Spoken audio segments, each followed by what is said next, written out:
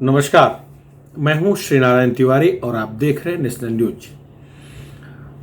उत्तर प्रदेश समेत देश के 5 राज्यों में हुए विधानसभा चुनाव में भारतीय जनता पार्टी को जिस तरह से प्रचंड जीत मिली है, उससे भाजपा कार्यकर्ताओं का उत्साह मनोबल कई गुना अधिक बढ़ गया है।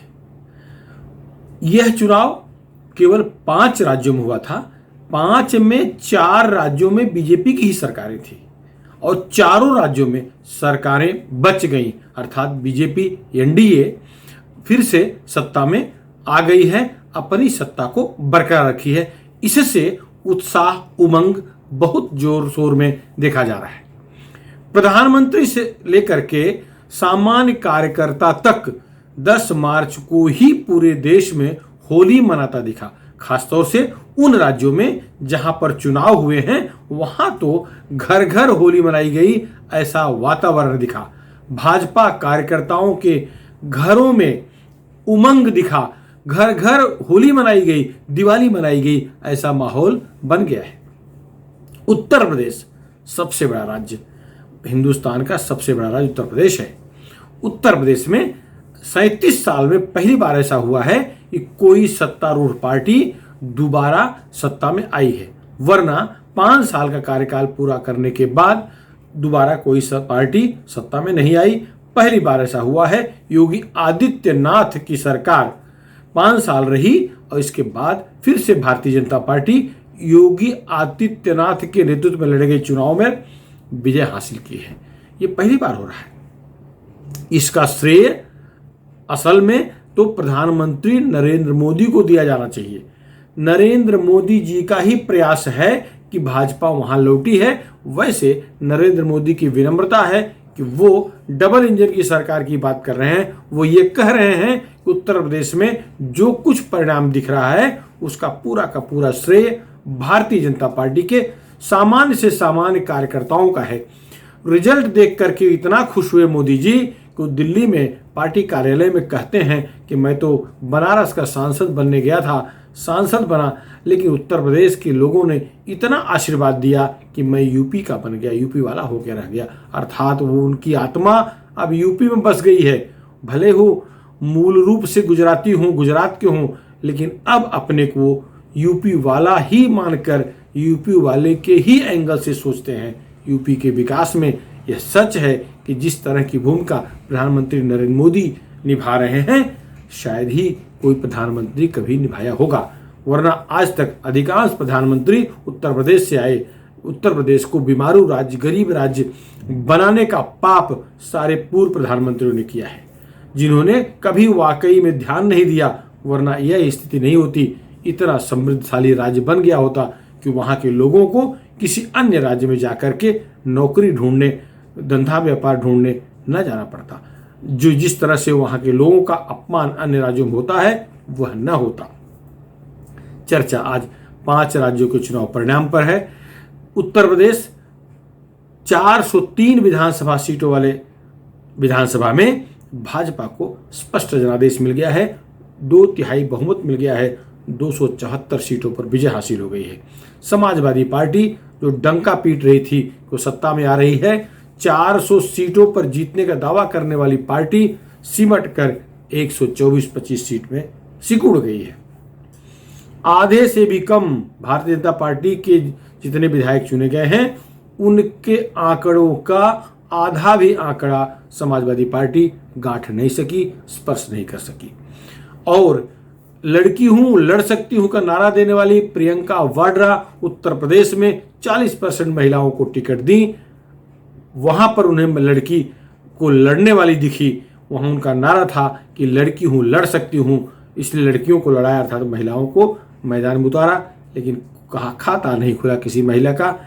कांग्रेस को महज 2 सीटों पर संतोष करना पड़ा है।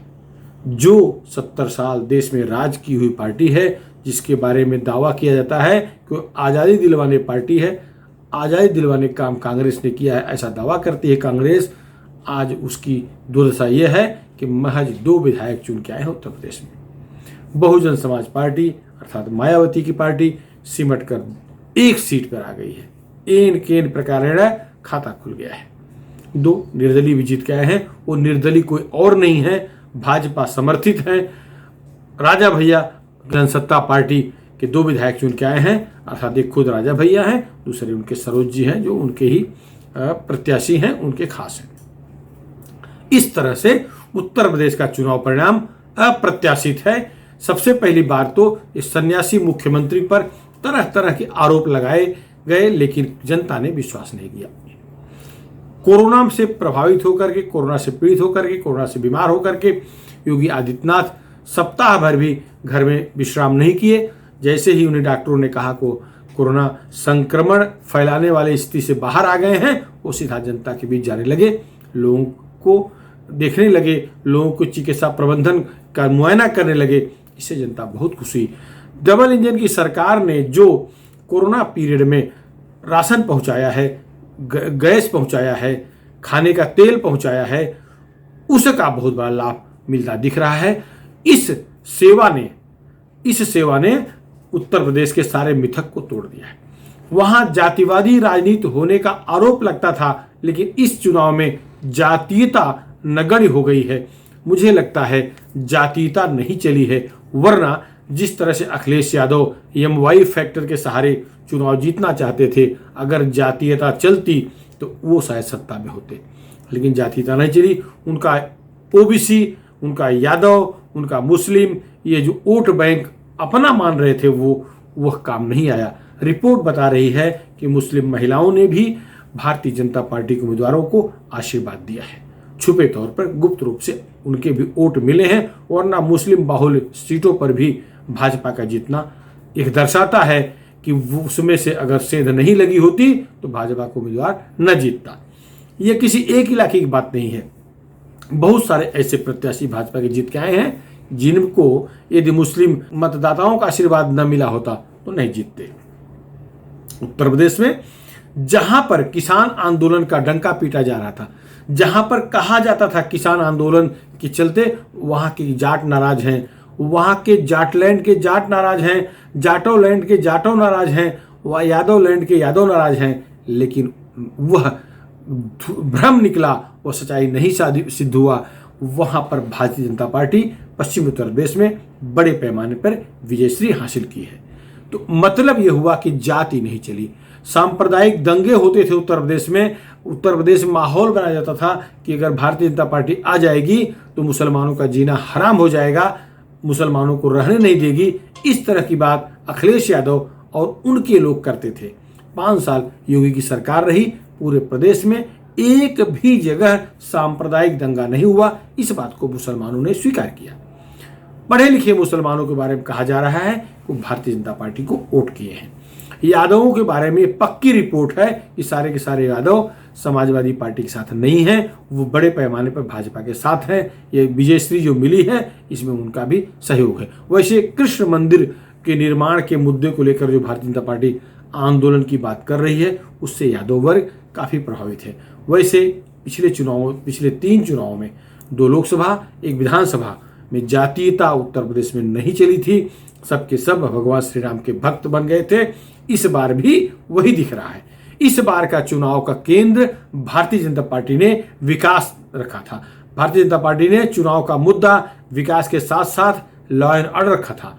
यह सच है कि जिस तरह से कानून व्यवस्था उत्तर प्रदेश की बिगड़ी हुआ करती थी, बीमार रहती थी, वह इस 5 साल में काफी मजबूत हुई, काफी तगड़ी हुई।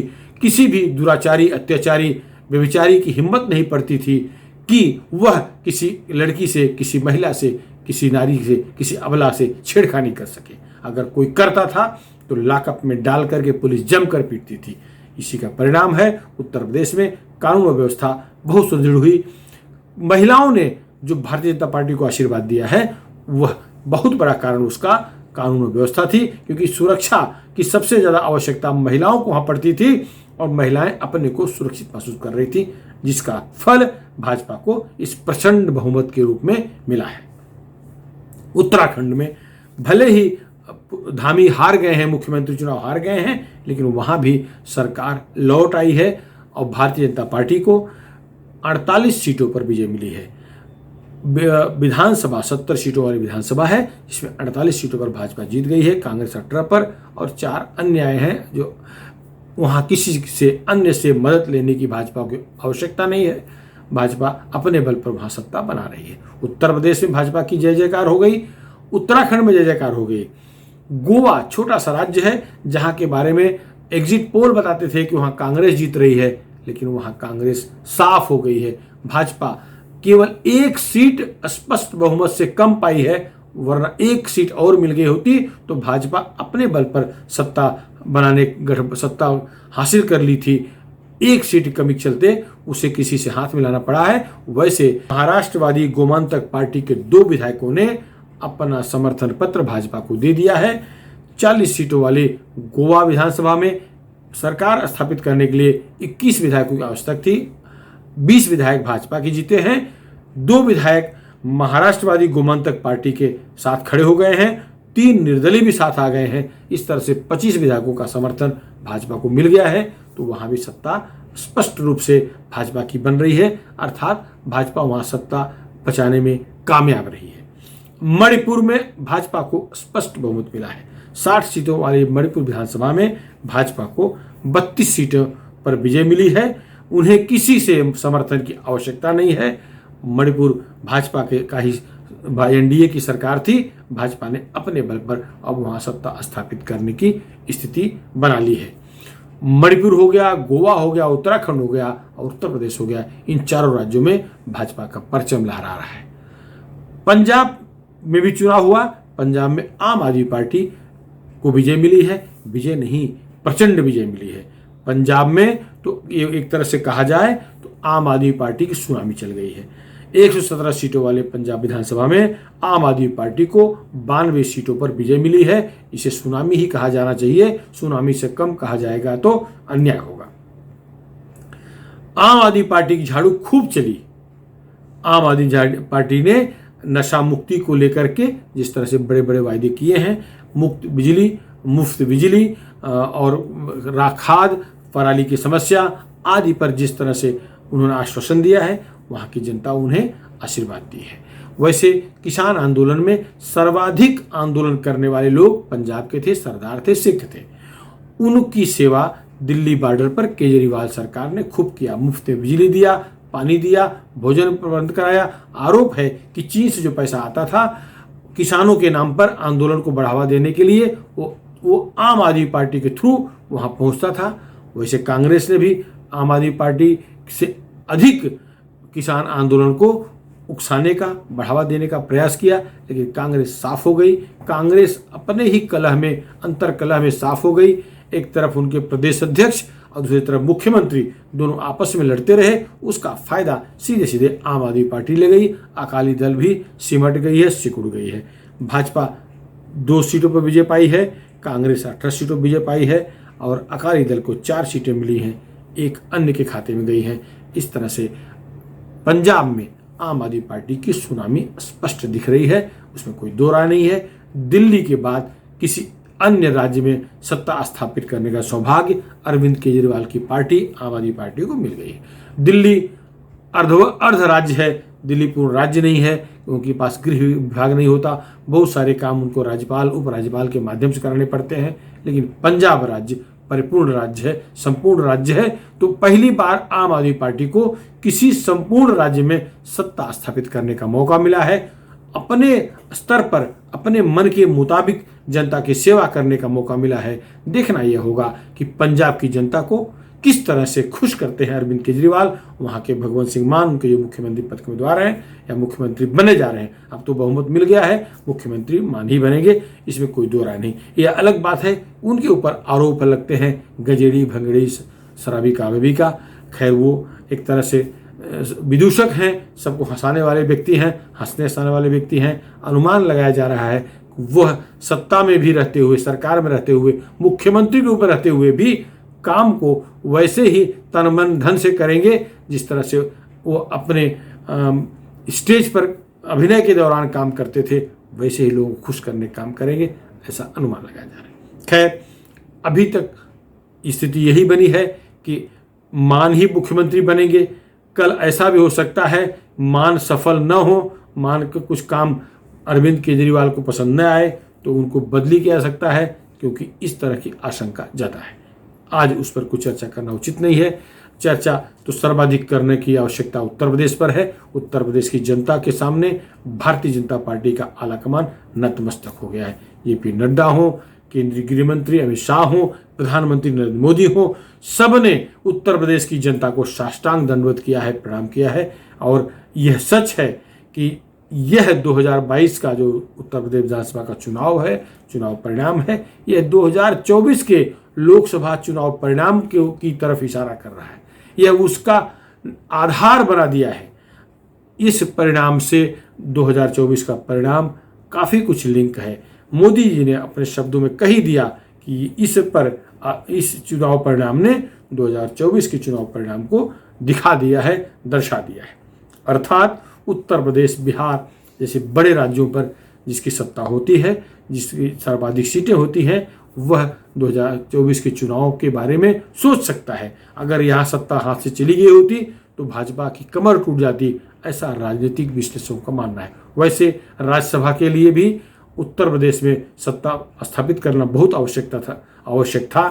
राज्यसभा में जितनी सीटें अभी जानी हैं, जो कम पड़ रही हैं, वो उत्तर प्रदेश से चुनाव परिणाम आ गए हैं, अब वो भर जाएंगी और राज्यसभा के वोटिंग कराने की समस्या भविष्य में दूर हो जाएगी।